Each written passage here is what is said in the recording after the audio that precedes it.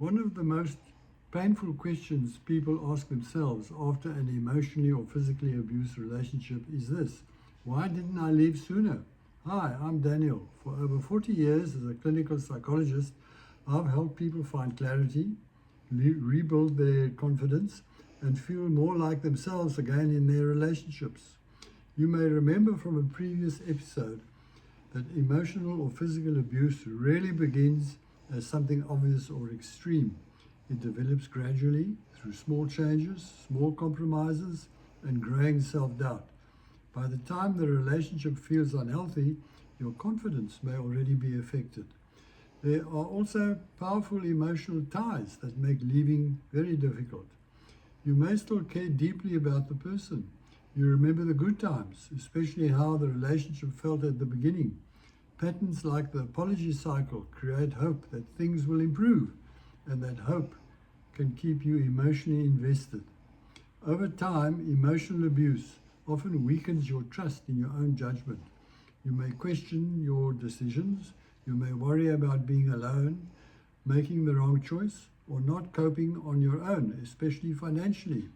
For many people, leaving doesn't feel like a clear step. It feels frightening and uncertain. Each of my storybooks show a way out. Not some big dramatic escape, but something more real. It might be that moment when things finally click, seeing the situation differently, or starting to trust your own judgment again. Leaving an abusive situation isn't always about packing a bag and walking out. Most of the time, it starts much earlier, when you see things for what they really are and begin to trust yourself instead of doubting what you feel. Leaving isn't difficult because you're weak. It's difficult because emotional abuse gradually affects your confidence, your attachment, and your sense of what you can manage. This kind of uncertainty is very common in emotionally controlling relationships. But I do want to say this: healing isn't something that happens straight away. There isn't a quick fix, and it doesn't all fall into place overnight. It takes time, and quite often things only really start to sink in when you come back to them more than once. That's why I recommend reading the books more than once.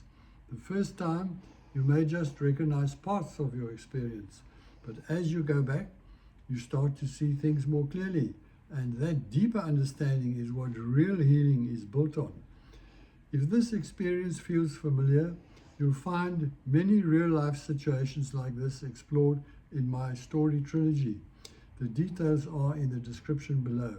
And if you're new to this channel, you may find it helpful to start from the beginning of the series, where I talk about the early warning signs and patterns that develop over time.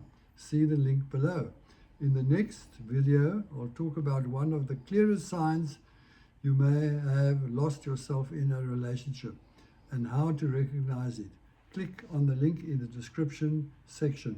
If you gained any benefit from this video, please give me a like at the bottom. Thank you.